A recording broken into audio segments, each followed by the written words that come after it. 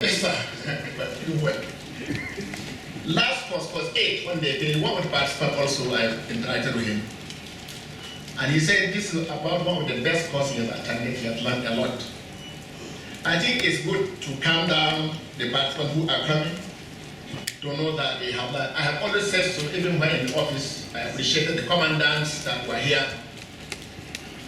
Charles was here, Solomon was here, and Alabi and all. The college is well established as a place to learn the way it should be, in tandem with all other colleges of international standard. I think I appreciate that, and I congratulate the Chief of Army Staff and the Commandant for that, and I urge them to maintain that step. Now the special guest of honor, the Chief of Army Staff, Lieutenant General OODD, General Army Medal, MNI, other very senior officers here who served are retired, not forgetting to colonize Director Army Affairs, the Director General, Nigerian Army Resource Center, General Mahab, retired, and very senior officers. Not forgetting also, I have my horsemen here, about 4 of them. Believe me, you can grumble. You look at me with bad eye, in that you are lying, you and Solomon and Charles. I have former Commandant Nigerian Defense Academy, General Yusuf here. I have former Chief of Logistics, General Akintari is here. I have former Chief of Defense Communications, General Elvis is also here. Even Air Vice Marshal IG Lugo, sorry, was here, but he had to run to catch his flight, but he showed his face, so I will saw him. They are always here to, I think they knew these other people would be there, so they came in case. Just one from Calabar company want to use his group to harass me, and that aircraft people, I'm here. The former commandant was here with the Alliance Defense Academy, like we all know. The only thing he tried to do was to carry bomber. Despite everything. I'm delighted, my Chief of Army Staff, to be here at this prestigious institution, the Army of Nigeria, to deliver this inaugural lecture. I'm indeed grateful to the Chief of Army Staff, the Commandant, and indeed the college community for inviting me, even in retirement, to deliver this inaugural lecture titled Resilient Leadership as a Key Requirement in Tackling Nigeria's Multifaceted Challenges. To participants of Army War College Course 9, 2025. I consider this lecture very important to offset of your cadre, considering that you are occupying important leadership positions and are gradually approaching the policy-making level in the Nigerian Army and, of course, in your establishment. Leadership, we are all aware, is a central concept and often regarded as the important modifier of organizational behavior. Therefore, successes recorded in organization depends largely on the quality of the leader. Thus, strong or resilient leadership contributes to the overall effectiveness of the organization. Leadership will therefore continue to be a subject of focus in the organizational and academic learning environments, and it touches everything we do across the entire spectrum of the society, including the military. The military worldwide recognize the importance of leadership in the development of people and in the accomplishment of set goals within an organization or society. Therefore, the military as key instrument of national power, through which nations pursue their national interests need to focus on resilient military leadership to achieve national security objectives. This is because the military operates in a volatile, uncertain, complex and ambiguous, otherwise known as a multifaceted security environment or domain. Some of these domains would be economic, social, ethnic, ideological, and violent armed conflicts that are threatening the existence of people and society, among other issues. Nigeria is currently grappling with multifaceted security challenges that are characterized by contemporary and complex threats such as terrorism, insurgency, banditry, economic sabotage, among others. Additionally, the volatile security situation is heightened by non-military threats such as poverty, illiteracy, unemployment, hunger, and corruption. These issues combine to worsen the security challenges and give impetus to the activities of non-state actors across the country.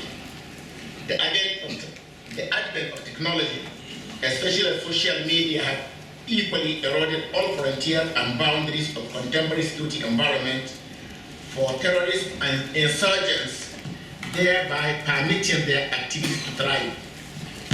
The dynamic and ever-changing security situation requires that the Nigerian Army continuously review its strategies, trainings, as well as tactics, techniques, and procedures, while also building competencies to combat threats to national security. Equally, the challenges and complexities of the future will require that Nigerian Army provide a range of capabilities, especially resilience leadership, that would enable strategic outcomes across its complex and diverse environments. Resilience would therefore be a crucial characteristic of higher performing leaders. It is the human capacity to meet adversity, setbacks, and trauma while recovering from complex challenges. Resilient leaders are able to change, recover from setbacks, and inspire others to have a vision for their work. They are able to make sound decisions even in higher pressure situations and contribute to organizational stability and inspire confidence among team members. The topic of this novel lecture no doubt aligns with my aspiration as the 22nd Chief of Army Staff of the Nigerian Army in developing a resilient leadership capacity for Nigerian Army officers to enable them effectively manage the affairs of their various commands within the joint and multi-agency environments. It is against this background that I took liberty to slightly modify the topic of the lecture by adding the word security to the topic in order to restrict it to our immediate domain, the military. The topic will now be resilient leadership as key requirement in tackling Nigeria's multifaceted security challenges. The purpose of this presentation, therefore, is to discuss resilient leadership as a key requirement in tackling Nigeria's multifaceted security challenges. I want to assume that all participants are familiar with the general settings of Nigeria's security environment and different levels of leadership. And this brings me to the aim, which is to equip the participants of Army War College Course 9-2025 with my perspective of resilient leadership as key requirement in tackling Nigeria's multifaceted security challenges. And to achieve this aim, I will attempt to briefly cover the following conceptual clarifications: the nexus between resilient leadership and national security challenges, importance of resilient leadership in addressing Nigeria's challenges, components and importance of strategic military leadership. I look at my perspective of resilient leadership. Finally, future strategic leadership focus, Nigerian Army. Now let's start with the conceptual clarifications. In order for us to have a better understanding of this lecture, some key terminologies would be clarified. Today's terminologies include resilience, leadership, resilient leadership, and national security. And I am starting with the term resilience. Professor Nancy Cohen of Harvard Business School defined resilience as the capacity to not only endure challenges, but just stronger in the midst of them. And yes, where is he? Story can that much, Professor. Where the Oxford Dictionary defines it as the capacity to withstand or to recover quickly from difficulties. Resilience could also be defined as the ability to adapt to change and difficult situations. It is the ability to positively cope with, adapt, and grow through adversities. It could be physical, mental, emotional, and social. It's an important construct in daily living and military leadership.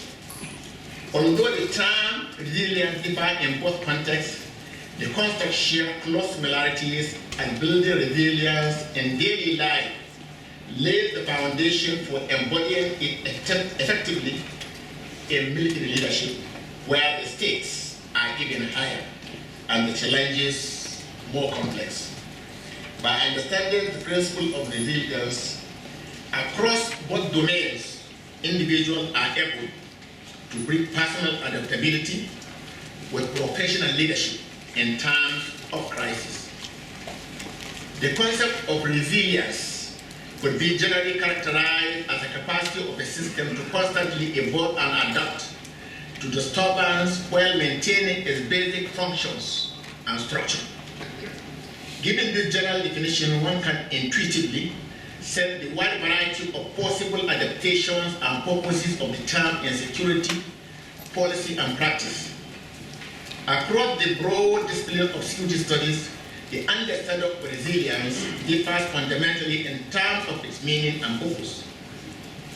In military context, resilience is more than a personal threat, but a strategic necessity. According to Albinus Lasson, in their 2023 journal, they describe resilience in military leadership as, and I quote, the capacity to adapt swiftly and effectively to changing conditions, enabling leaders to maintain operational effectiveness during crisis, unquote. This definition highlights adaptability and quick decision-making as central to resilience. Therefore, resilience represents an all-encompassing principle, serving to understand and analyze threats and responses on any level and scale. Now let's look at the term leadership. According to General George S. Patton, we all know him, leadership is a complex phenomenon. He said leaders are both born and made, but mostly made, according to him. This definition reveals the complexity of the term leadership, but does not clearly state what leadership entails. It, however, adds that leaders are mostly made, signifying the importance of leadership development in any organization. Stephen Smith described leadership as, and I quote, the ability to adopt the setting so everyone feels empowered to contribute creatively to solving the problem. This definition dwells more on the capacity of the leader to influence his followers. However, M.K. Sharma defined leadership as, and I quote, the ability of an individual or group of individuals to influence and guide followers or other members of an organization to achieve a common goal. He further asserted, and I quote, leadership involves making sound and sometimes difficult decisions, creating and articulating a clear vision of establishing achievable goals, end of quote. This definition clearly states that leadership is a set of skills and attributes that could be learned as well as developed to help the leader influence the actions of others. Sharma's definition is considered apt as it has elaborately described rudiments of leadership. His definition of leadership in the context of military could be summarized as act of conducting, guiding, motivating soldiers under all situations to accomplish assigned missions. Therefore, this definition is adopted for this presentation. It is pertinent to note that leadership in the Nigerian Army is exercised through command, which is the authority conferred on a leader to lawfully control his subordinate by virtue of his rank, assignment, or position. The leader exercises authority through the chain of command to accomplish assigned missions while caring for personnel and other resources placed in his care. It is apparent from the foregoing that effective leadership in the Nigerian Army would demand leaders that can, on one hand, provide purpose, direction, and motivation to accomplish missions, while on the other hand, it requires leaders that understand their subordinates and take keen interest in their welfare. They are to lead by example, survive and train their soldiers as a team, make sound and timely decisions, as well as instill a sense of responsibility in subordinates. Furthermore, they will be required to employ the unit in accordance with its capabilities and also take responsibility for their actions. Now, I look at resilient leadership. Having understood both concepts of resilience and leadership, it is important to mark them for a better understanding of what resilient leadership is all about. It would be stated that resilient leadership is a leader's ability to adapt to dynamics of events, recover from setbacks, and inspire others to do so. Resilient leadership calls for adaptation, ethical decisions, foresight, and the ability to forge a united front against all forms of national security challenges that require leaders capable of managing complexity and inspiring collective action. Some key characteristics of resilient leaders include: 1, adaptability, and this is the ability of a resilient leader to bend in the face of unexpected difficulties and to assess strategy. Secondly, ethical decision making. These traits prioritizes equity and openness, which foster trust both nationally and internationally. Systemic thinking. This entails attention to creating strong systems that will resist shocks and maintain functionality. Then public trust and unity. This ensures confidence and cohesion among the public in crisis-like situations. And finally, in this line, I said forward-thinking planning, and this entails anticipating impending problems and outlining strategies for solution over a period. Resilient leaders are great managers that draw strength from their secure bases, and they in turn become secure bases for others. A high-performing leader needs to be physically, mentally, and emotionally functional, as well as resilient in order to inspire and guide others to achieve set objectives over the long term. Nelson Mandela is an example of a resilient leader. He was sent to prison as a young man who believed in taking up aggressive means of resistance when the justice system failed. 27 years later, Mandela came out advocating peace and reconciliation. During his long confinement, Mandela mastered the art of self-leadership. This example clearly tells that resilient leaders have to bear not only the physical and psychological pressures, but also lead from the front by guiding their teams through high-pressure situations with a lot of clarity and confidence. Thus, the journey to becoming a resilient leader begins with everyday practice of resilience life. Now, national security. The global security environment is affected by multiple factors related to ethnic, social, economic, and ideological issues. Other issues are terrorism, insurgency, climate change, violent extremism, population surge, unemployment, proliferation of small arms and light weapons, among so many others.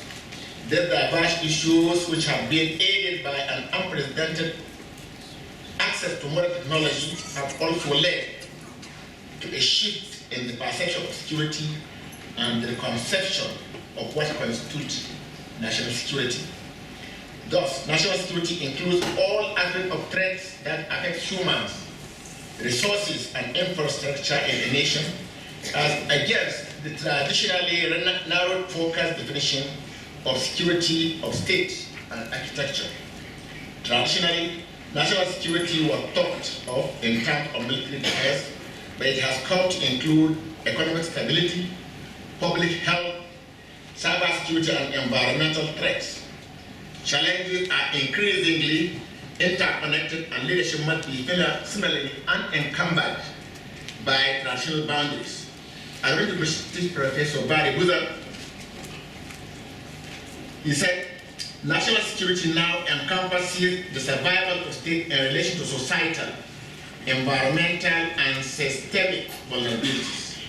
For example, cyber security has become an important aspect of national security. As such, leaders must predict and respond to cyber attacks that could dismantle or weaken vital infrastructure and civic confidence in public systems. I'm going to tell you, and what is here? National security refers to the safeguard of the country's sovereignty, territoriality, population, critical asset and infrastructure, and national interest from domestic and external threats. They also observe that threats to national security include military and non-military occurrences that impede the survival, sustenance, peace, progress, and sustainability of a country. Therefore, it could generally be said that national security refers to the protection of a nation's stability and well-being from various threats, including military, economic, social, and environmental factors that can significantly impact the quality of life and choices available to government and its people. That threat culminates to challenges to leaders, especially those to formulate policies against insecurity and those to implement and achieve the objectives, particularly the military. Now, let's look at the nexus between resilient leadership and national security challenges. Leadership and national security are two phenomena that could, when aligned with each other, safeguard the stability and future of the nation, provided they are applied properly.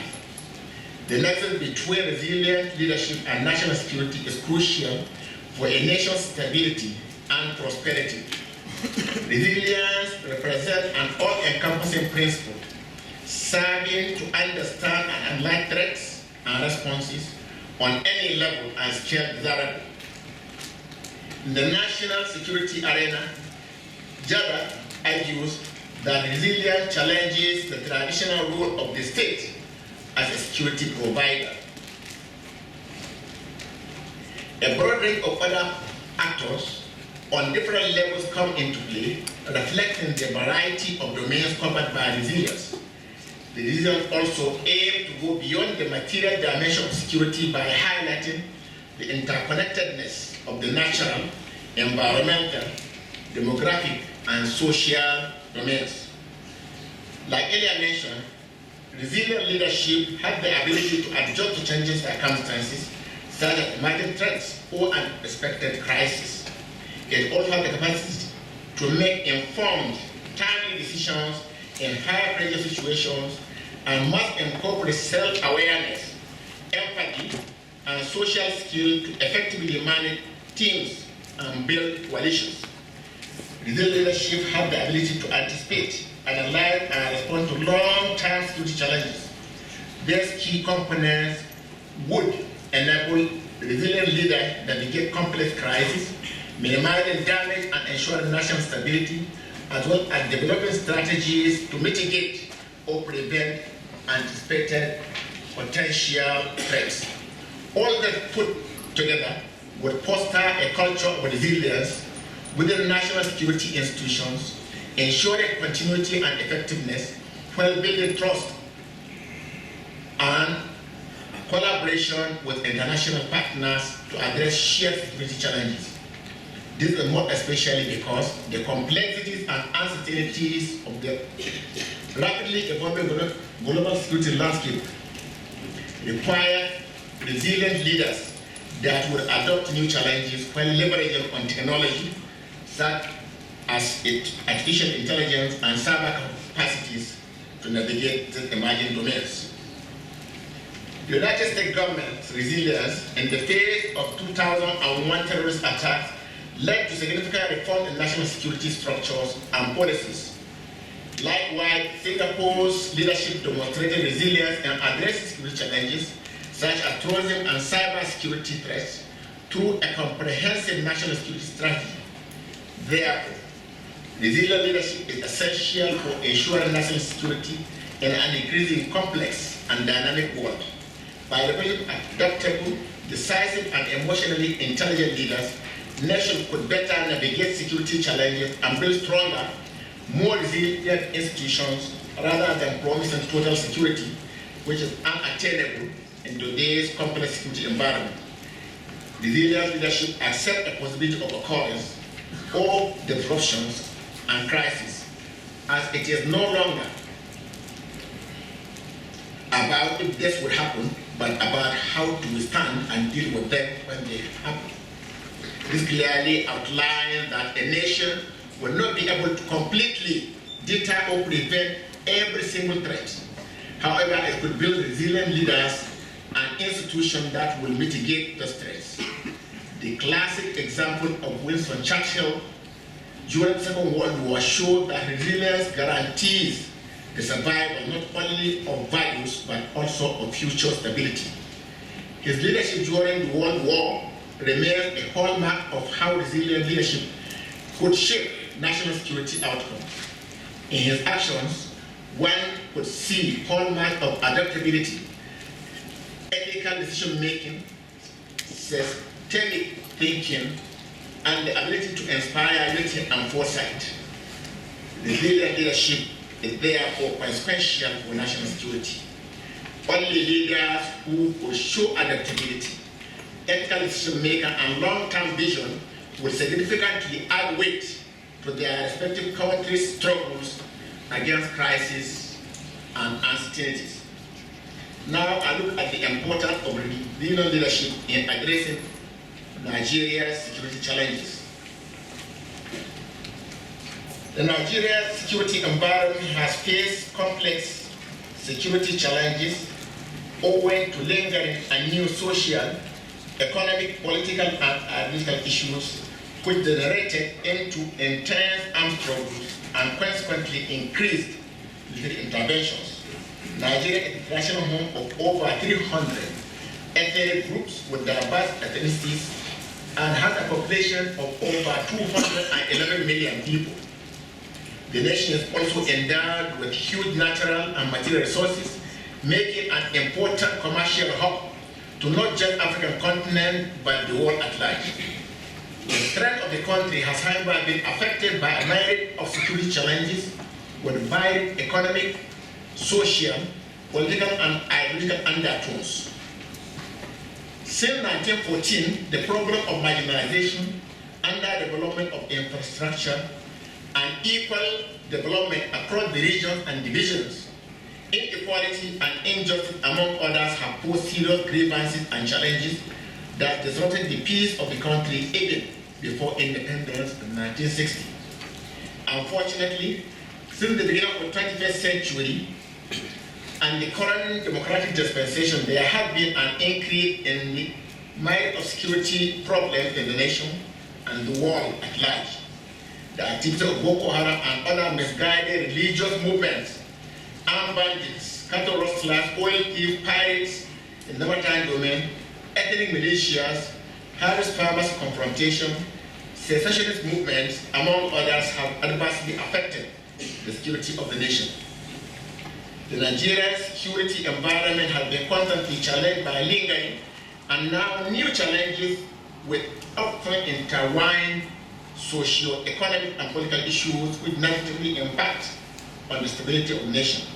These security challenges, which spread across the 6 geopolitical zones of the country, have threatened the peace of the nation with serious implications and beyond the capacity of Nigeria police to cope.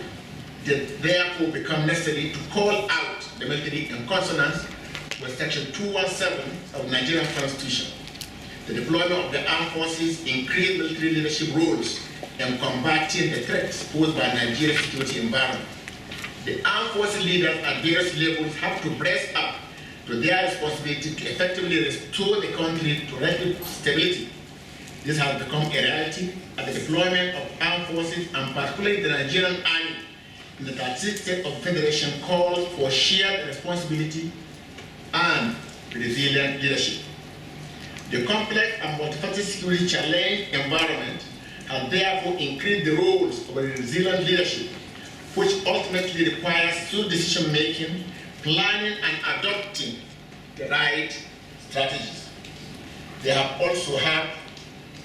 to also continuously develop multiple approaches to changes at different stages and to provide direction to troops during military operations and in peacetime. Resilient leaders will therefore need to have the ability to adapt to the dynamic of security issues, recover from setbacks, and inspire others to do so while employing the key characteristics of adaptability to face unexpected difficulties and also assessing strategies toward addressing the security challenges. The ethical decision-making process of these leaders ensure their open-mindedness that will foster trust among security stakeholders within and outside the security challenge environment. Additionally, these leaders' systemic thinking enable them create strong systems that will resist shocks and maintain functionality toward addressing security challenges confronting the nation. In the same vein, these leaders build public trust and unity that would engender confidence and cohesion among the populace, especially in addressing the Boko Haram and other misguided religious movements in the country. It will also be noted that the forward-thinking and planning capacity of resilient leaders give them the ability of anticipating impending challenges and thereby outlining strategies that will provide solutions to security problems facing the nation. Like earlier mentioned, total security may not be completely guaranteed. However, resilient leadership that has always been provided by the military has so far ensured that the environment remains relatively stable and secure to enable normal activities to take place. Now, a look at components and importance of strategic military leadership. It is important for us to understand the strategic military leadership and the embodiment of resilient leadership. Therefore, I will explain the components and importance of strategic leadership, particularly its relationship to the attainment of resilient leadership, which is the major focus of this lecture. This will further assist in understanding my perspective of military leadership and how they support other levels. Now, the components of military strategic leadership. And I start by saying that it's often argued that the attributes of leadership have no fixed parameters for assessment, but rather a mix of individual traits and established organizational standards. The same applies to military strategic leadership. Military history abounds with examples of strategic leaders who have various or varying leadership approaches but achieve strategic success. Nevertheless, it is necessary to set some criteria to generally reflect the attributes or guide the action of military strategic leaders. Some of the key components of military strategic leadership include strategic direction, objective appointment of commanders, training and welfare, effective traditions, custom and ethical practices, as well as strategic controls and decision-making. Strategic direction refers to the action that should be taken usually in the form of plans and directives and operational level commanders to achieve military strategic objectives. It is a product of military strategic planning process. Another important component of military strategic leadership is the ability to select the right commander for the right job. Knowledgeable and resourceful commanders are critical to attainment of organizational objectives. Training and welfare are also important components. Military strategic leadership must devise means to train and retrain personnel in their core competencies as a prerequisite for success. Training instills confidence and hones technical skills to the point of instinctive reaction or response. Additionally, welfare issues that have direct bearing on morale must also be accorded utmost attention. Furthermore, maintenance of effective traditions, custom, and ethical practice is imperative. They will assist in inculcating established patterns of actions and sustaining cohesion among military personnel. Thus, devising a means of monitoring these standards is imperative. Another important component is strategic control. Military strategic leadership must design feedback and control mechanisms for the operational and tactical levels of command. This will ensure that information to improve the cyclic planning process is readily available, credible, and reliable. Most military doctrines teach that decision-making is one of military leaders' primary responsibility. This is because decision-making by military leaders at all levels could result in others paying the ultimate price. For military leaders, improving decision-making skills is not just a matter of professionalism, it could be a matter of life and death. Now, a word on importance of strategic leadership on military effectiveness. Military effectiveness is the process by which armed forces combine resources into fighting power. Effective military leadership is all about directing, motivating, and enabling officers or others to accomplish mission professionally and ethically, while developing or improving resilience capabilities that contribute to mission success. Accordingly, the decisions and actions of military strategic leadership seek to achieve maximum effectiveness and efficiency in the use of its allotted resources while performing its tasks. It suffices to state that the three services are responsible for winning nation wars. As such, it is crucial that they are able to identify, develop, and implement the best military strategy to achieve national security goals within available resources. It's also worthy to highlight that military strategic leadership can bolster national power and influence outcomes without committing troops to actual combat. This is often achieved by suggesting preemptive actions or non-kinetic measures to the political masters that could negate adversaries' war-fighting potentials. For instance, the imposition of diplomatic and economic sanctions could deter aggressive action by an adversary and ultimately preserve the peace. According to Sun Tzu, he said, I quote, "To win 100 victories in 100 battles is not the acme of skill, but to subdue the enemy without fighting, the acme of skill."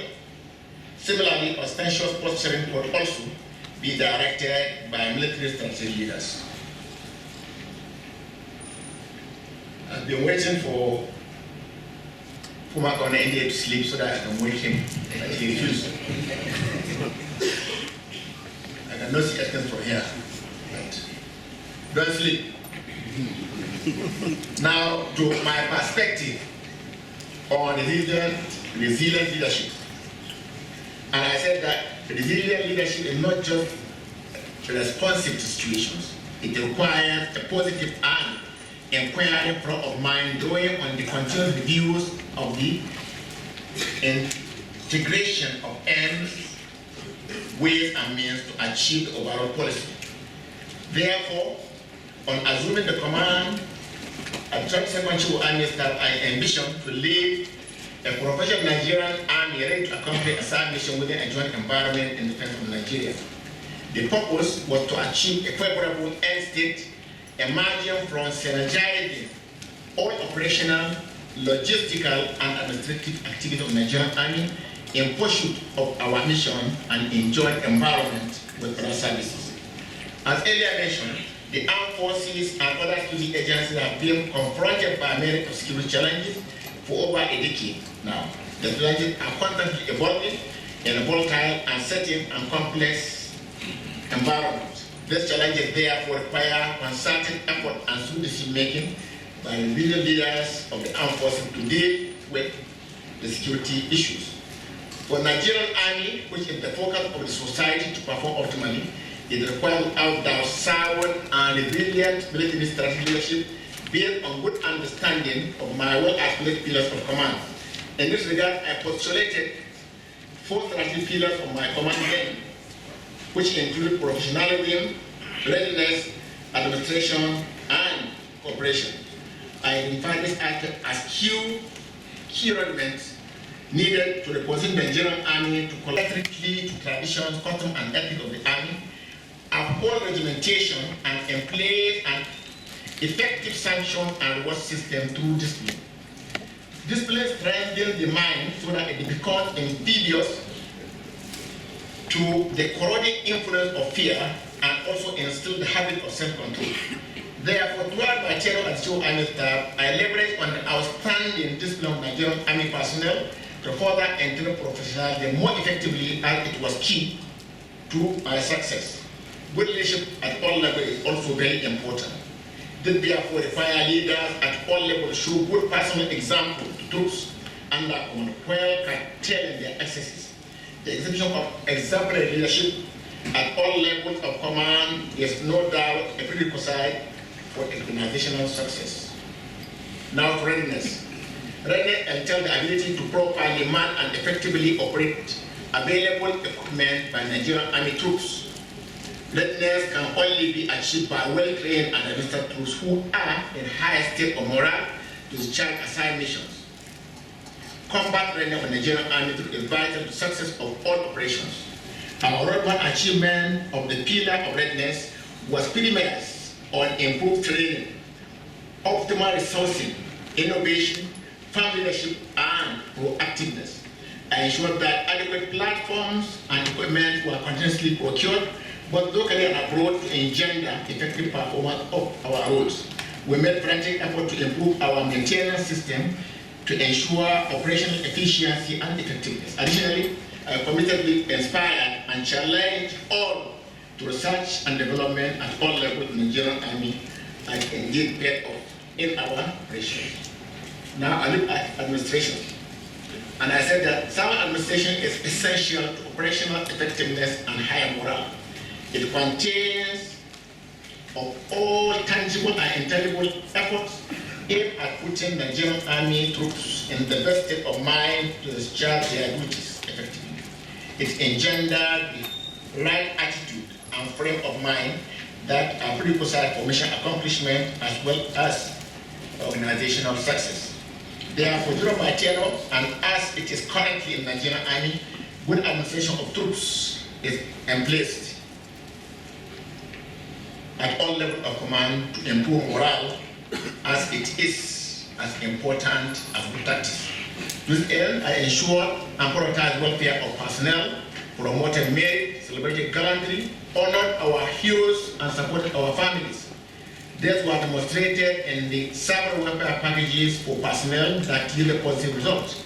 Sanctions and rewards were viewed seriously to ensure that those well-deserving of accolades are recognized, while those that were contrary to expectations were corrected or sanctioned in line with the provisions of the law. Now, lastly, in this line is cooperation. And I said that cooperation covers interoperability, integration, and synergy with other services, security stakeholders, as well as ministries, departments, and agencies of government.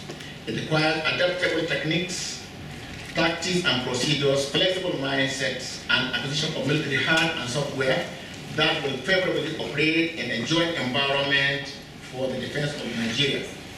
Cooperation in our working relationship with all stakeholders as an essential factor for success in operations. I emphasize synergy at all levels and coordinated working relationship with all stakeholders in the security sector to fulfill our common goal to defend Nigeria. We make concerted effort to bridge all existing gaps in our relationship with the services and agencies through a robust joint interagency and intergovernmental framework configured to confront current security challenges. As such, my leadership philosophy emphasizes jointness in all national security endeavors. We leverage on our core competencies to synergize with various stakeholders in the national security architecture of the nation. It indeed yielded results and has contributed to success recorded in our counter-insurgency effort. Now let me dwell on the future strategic leadership focus of the Nigerian Army. And I said that in the difficult and evolving global and national security challenges, we reasoned that there is the need to identify pathways necessary to provide focus, commitment, and enhanced abilities that would enable the Nigerian Army to succeed in a multifaceted as well as dynamic future skill trend environment. In this respect, the future strategic leadership focus of the Nigerian Army is directed towards strengthening the quality of the force, maintaining effective warfighting doctrine, as well as modification and expansion of the force structure. Other areas are building technological capacity, sustainability relations, revenue generation, and advocacy for improved funding, as well as promotion of purposeful and resilient leadership. As I discuss each of them, we may consider the impact of these imperatives and how they will be implemented. And I am starting with the strengthening the quality of the force. The Nigerian Army made some modest achievement in terms of human and general capacity enhancement under my leadership. We made so much effort to ensure that our officers and men continue to demonstrate higher level of commitment in the various theaters of operation. Our focus then was to conduct of mission and result-oriented trainings, both locally and abroad, as well as inculcating more ethos in our soldiers.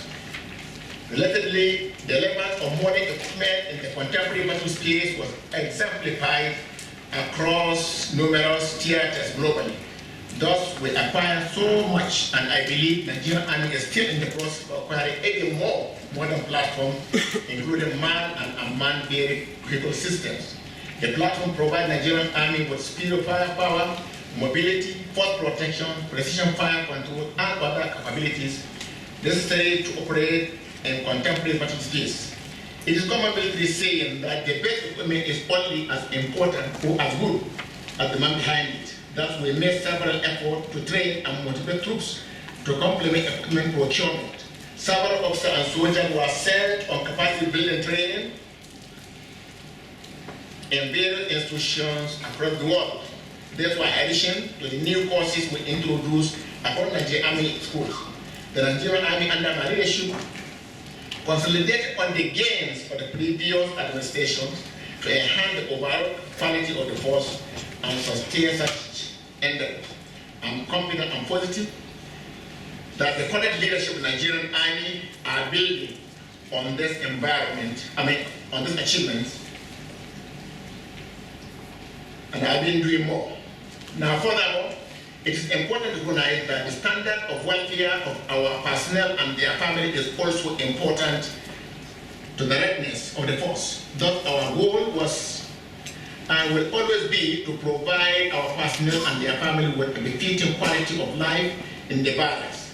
We made concerted effort to build welfare of the personnel families through improvement of barrack amenities and development of business opportunities under the Barrack Investment Initiative Program, and we explored other areas to better the life of the entire barrack community. We introduced the first personal loan scheme,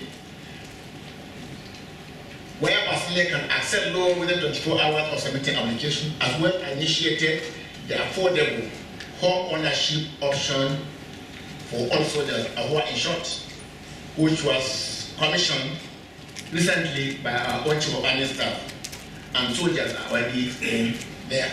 We appreciate you, Chief. Additionally, the Nigerian Army Insurance Scheme was also introduced to complement the existing group life insurance policy with the armed forces. Still in the area of personal welfare, we introduced welfare flights for the troops of Operation Hatinkai on 9 August 2021. Those who are there, including the Army staff, knew the challenges of coming when you are on pass or you are going back. Many sometimes were kidnapped, some accidents and things like that. And so we introduced welfare flights, and they proved to be very effective. As of April 2023, 2 years after, we have elected over 9,000 personnel to and from the theater. This has in no small measure boosted the morale of the troops in the theater. I am glad to observe that this initiative is sustained. I consider troop welfare as an element of sound administration. I therefore do everything possible to ensure that troops are motivated. Now, to maintain the effective warfighting doctrine. The importance of doctrine has been amply demonstrated, particularly in the area of asymmetric warfare. The lessons from the various theaters of operation, particularly the Northeast, have underscored the need to ensure that our doctrine continues to evolve so as to respond appropriately to the demands of the current and embedded security environment. It is important that we continuously assess the peculiar demands that our current and future challenges may place on the capacity of our force. This therefore requires doctrines are reviewed to encompass conventional, unconventional, and hybrid operations. In this regard, steps were taken to refine our operational doctrine and to enable our troops operate seamlessly under the variety of threat environment. The Department of Army Transformation and Innovation continues to collate and distill lessons learned from our operations and activities for inclusion in our training school curriculum. Additional training and doctrine command trial for short in conjunction with the various core headquarters carried out a holistic review of our doctrine to meet the demands of the contemporary operating environment. These reviews continued as the need arises. I think just a few weeks ago, I saw the Chief Army staff at Farouk liberating one of the documents.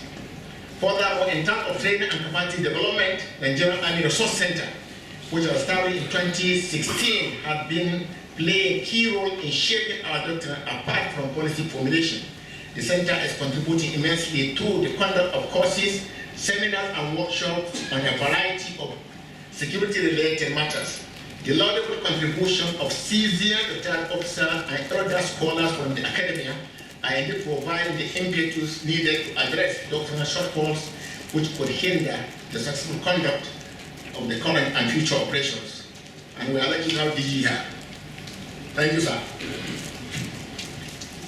To improve the capacities and competencies of officers, we also introduced staff courses of junior, senior, and strategic levels for our direct regular officers who hitherto do not enjoy those privileges. Consequently, junior and senior courses for captain and major respectively for the regular officers are held at Nigerian Army College of Logistics Management, while the strategic course for colonels is held at Nigerian Army Resource Center. I was opportune to attend the graduation of the last course in Nigerian Army College of Logistics Management, where the Chief Army staff was. Thank you, Chief. We also established Nigerian Army Heritage and Future Center.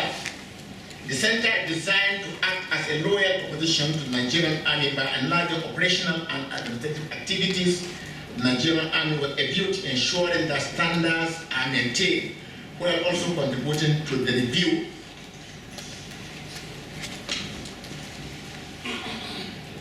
of doctrines. It is a reservoir of professional knowledge, skill, and competencies that could be taxed as appropriate in respect of any professional issue confronting or that could confront the Nigerian Army now or in the future. Now I look at effort at modification and expansion of force structure. The modification of Nigerian Army structure is crucial to meeting the demand of the contemporary operating environment, especially the implementation of the current national security strategy. Our experiences from various tiers of operation vividly demonstrate the importance of this requirement. It is, however, delighting to note that the foundation necessary for improving Nigerian Army force structure has been duly infused in Nigerian Army Officer Budget 2016, which is continuously being reviewed. I ensure the implementation of some of the recommendations of the committee for operationalizing Nigerian Army aviation, 3 new brigades, and several other battalions, as well as forward operating bases, which greatly enhance our spread and reach to check these challenges more effectively. This in addition to other establishments that contribute to Nigerian Army effort in the counter-insurgency operations. The establishment of these formations unit promoted the current future force effectiveness of Nigerian Army, and of course they will also promote the future force flights. Furthermore, the extensive use of Nigerian Army troops for ongoing internal security operations have overstretched the capabilities of the force, and this situation is projected to most likely continue in the future. This gives justification for the operationalization of the new formation and unit earlier mentioned. Additionally, the modification plan was focused on increasing manpower, invigorating research and development effort, tracking and improving the readiness levels. Others are utilizing aging equipment as well as harnessing civilian talents and capabilities for national defense. We indeed made significant progress in this regard, and I'm glad at the establishment of new formations and units across the country in the last 2 years. Now, building technological capacity. The importance of technological advancement must be emphasized with its role in ensuring defense sustenance. The Nigerian Army has huge technological potential domiciled in some of the establishments. This potential are continuously being harnessed to bridge the gap arising from the absence of substantial military industrial complex in the country. Establishing such as Nigerian Army Special Welfare Plant and the Common Engineering Depot was substantially repositioned to provide the relevant defense support. We made frantic efforts to strengthen our research and development activities by developing indigenous capacity in manufacturing and production of military hardware and software. In this way, we approved for the continuation of all ongoing research and development projects and also approved the commencement of new ones. Based on that approval, DICON in collaboration with Buffalo Engineering Company, what Nigerian Army's company supplied then 10 MRAPs that were locally produced. The MRAPs were deployed to the field, and feedback from the formation enabled us to improve on the next batch of production. We also engaged National Agency for Science and Engineering Infrastructure, NASENI for short, for collaboration in local provision of military hardware. The collaboration with NASENI is worthwhile, and I'm confident that this engagement and other research and development efforts of the Nigerian Army will certainly produce needed results. The Space Command and Nigerian Army Cyber Warfare Command have also been expanded for potency in the space and cyber domains. Our efforts to improve Nigerian Army's technological capacity and eventual self-sustenance are hinged on pragmatic approach to research development. Additionally, Nigerian Army, in compliance with the President's directive for military industrial complex, has entered into public-private partnership with some local and international partners in the area of economic support and capacity building. The existing partnership with Profos Limited, for example, involve the production of MRAPs. There are also partnership with Nigerian Machine Tool Limited for production of ballistic helmet and environmental jacket. The Nigerian Army also made concerted effort with defense headquarters and defense sections of diplomatic missions to get technical assistance from Nigeria's allies. Our effort yielded positive results, especially in the area of manned area vehicles, or UAVs for short. I believe so much effort has also been made in this direction by the former and the current Chief of Army Staff. Now, next is sustaining civil-military relations. And I said that appreciable standard of military relations is needed for ensuring our future operations as effectively and to ensure that effectively conducted. Thus, the activity of the Department of Civil Relations was reinvigorated and expanded to engage the whole of society through the conduct of developmental and awareness programs. Some of these include, but not limited to, medical outreaches, military education support programs, distribution of academic and publications and magazines, as well as quick impact projects. The Nigerian Army has always and will continue to use the print and electronic media to enlighten the public about its activities. Furthermore, security stakeholders and civilians were given more opportunity to partake in Nigerian Army organized seminars, conferences, and celebrations. Commanders at all levels were being resourced and encouraged to engage with their host communities as an expedient to promote stability relations across the country. Additionally, the continuous centralization of troops by commanders was vigorously pursued as a major strategic objective. Now, to revenue generation and advocacy for improved funding. The Nigerian Army in the future would have to look inwards and maybe even outwards towards generating revenue internally in view of the current economic realities. In recent times, many countries have encouraged the military to generate revenue to augment government appropriation. The federal government may not be able to meet all its defense requirements due to other competing national priorities. It is therefore reasonable for the service to generate revenue, employing its integral institutions and resources to augment government funding.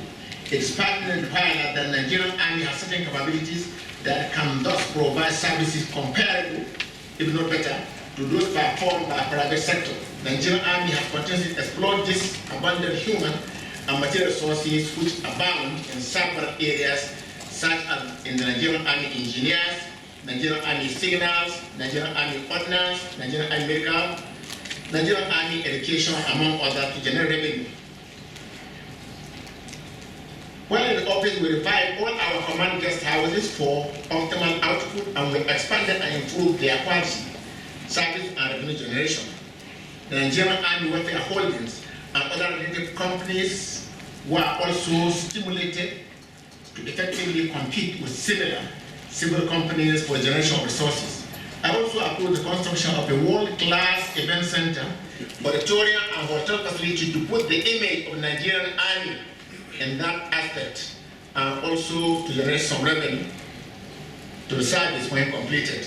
I believe the project will also be commissioned by our average Army staff. It also suffices to state that notwithstanding numerous competing national priorities, Nigeria must maintain a credible force to protect its national interests. We therefore iterate the need for the appropriation of a significant part of annual budget for defense purposes. This is particularly necessary in the wake of increasing global security and the important role played by military in national defense and development. Finally, I look at the promotion of purposeful and resilient leadership.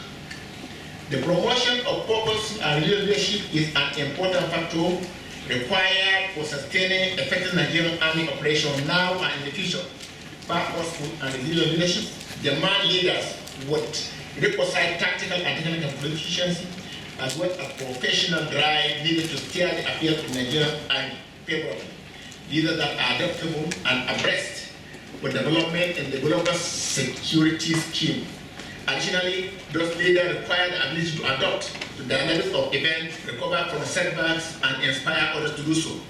Purposeful and resilient leadership calls for adaptation, ethnic decisions, foresight, and the ability to forge a united front against all forms of national security challenges.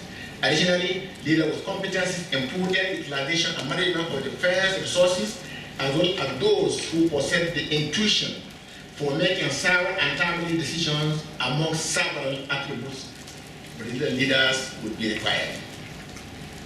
Now, preparing officers and leaders with these qualities, competencies, disposition, character, and traits is an adult task that requires the commitment, determination, systemic and systematic institutional development.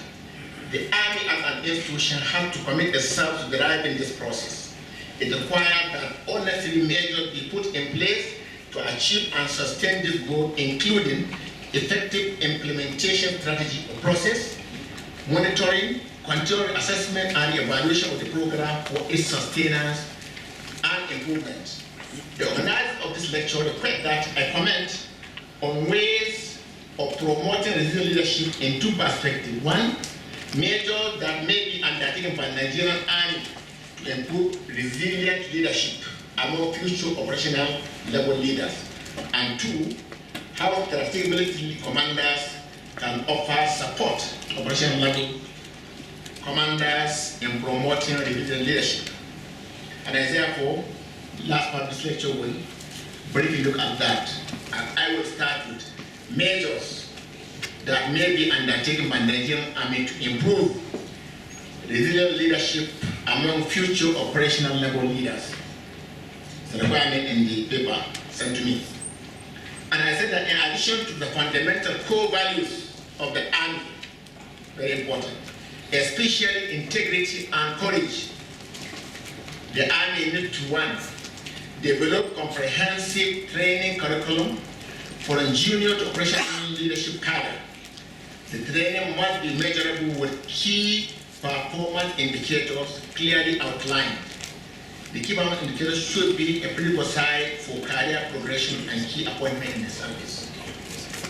I also say the Nigerian Army should define the criteria for appointment operational level commanders and ensure that only those that meet the set criteria are selected for operational level command, because you can't do what you don't have.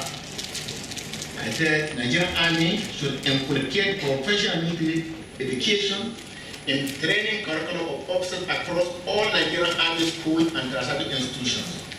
Mainstream aspects such as emotional intelligence, critical thinking, as well as adaptive and leadership and others should be included in the professional military education curriculum. Four, I said that mentoring, and I think that traits of resilient leaders are often identified as the early stages of the officers' careers. Deliberate mechanism and efforts should be in place to guide and mentor officers to enable the identified officers to fulfill their potential. Youthful experience and other negative traits that could be inimical to their growth and trajectory should be identified and dealt with as they ascend the ladder. And I said, next is institutional recognition. Resilient leaders should be recognized not only with promotion, their professional endowment should be appreciated through official recognition and other constitutional reward to act as encouragement for development of other potential leaders. Lastly, in this line, I said institutional support should be guaranteed to the resilient leaders. This will enable and ensure them to remain committed, enthusiastic, and innovative in the face of challenges and adversity, knowing full well that the institution, that the Army, will be with them and will come to their aid when necessary and will not abandon or sacrifice them. Now, the other aspect they require is how strategic military commanders, that strategically recommended in this line are the CDS and the Chief Army staffs, or the service, sorry. How strategic military commanders can offer support to operational level commanders in promoting resilient leadership. And I said that in addition to other virtues required of a strategic leader, including empathy, firmness, and fairness, strategic military commanders should, one, I say, provide clear direction of the end state or goal to be achieved and explain constraints, including political constraints, if any. Two, I said, be guided by mission command philosophy. Avoid temptation to micromanage the operational commander. Don't assign mission or tasks without commensurate allocation of resources. Three, I say, establish good interpersonal relationships based on trust and confidence. Encourage honest feedback, notwithstanding any adverse setback in operation. Avoid temptation to resort to threats or intimidation. If the commander is no longer fit for the purpose or he has lost the confidence of his officers and men, then replace him. For I say, be prepared to safeguard him in the event of a minor or major mishap or setback. military strategic leaders should step up and take responsibility and should not attempt to sacrifice the operation level commanders in order to save the system. We should avoid blame games. I also said that facilitate and encourage inter-service and inter-agency cooperation. Ensure that the operation level commander get the resources and support from sister services and ministries, departments, and agencies. I also strategic military leaders need to ensure that principal staff officers, working with them, understand their responsibilities to operation level commanders and the need for a harmonious and symbiotic relationship. Finally, in this line, I said that support regional leaders in terms of diversity. The resilient leader is human being and therefore susceptible to error or mistakes. When genuine mistakes or omissions are made, strategic leaders should rise in defense of the resilient leader. Now, what have all been waiting for? In conclusion. So what those who are sleeping? I think that it. Yes. All right. I know you're sleeping that side. In conclusion, the Chief of Army Staff, very senior officers, gentlemen, in conclusion, the lecture gave some clarifications which enabled us to have better understanding of the topic. Concepts such as resilience, leadership, and national security were clarified. We also discussed the nexus between resilient leadership and national security challenges, after which the importance of resilient leadership in addressing national security challenges was highlighted. The component of military strategic leadership, such as strategic direction, core competency, training and welfare, effective tradition, custom and ethic practice, and strategic control are also highlighted as essential indices through which the military organizational management is sustained. Additionally, the importance of strategic leadership to attain the objectiveness was also discussed. Thereafter, long grammar of my perspective of military strategic leadership. I've got my 2 army staffs here, I can take it for the entire one. You try me, man, I will back you. What if you had? Yes, sir. Additionally, the future strategic leadership focus on Nigerian Army was discussed. The area of focus discussed includes strengthening the quality of the force, maintaining effective warfare doctrine, as well as modification and expansion of the force, among others. We finally discussed ways of promoting purposeful and leadership in the Army. The military strategic leadership approaches are expected to help shape the Nigerian Army in the future. On the whole, I wish to reiterate the need for you to focus on the essential requirements of military strategic leadership as espoused in my command philosophy. I'm confident that training afforded at this prestigious institution, Army Work of Nigeria, will prepare you adequately for military strategic leadership role in your respective services. I urge you all to strive to gain the exposure, the experience and knowledge with the skies of prominent indigenous and global strategic leaders. This, I am sure, will equip you with the skills needed to be competent military strategy leaders ready to confront the security challenges of today and those of the future. Resilience and critical thinking are also very important for all military leaders. Thank you very much for your attention.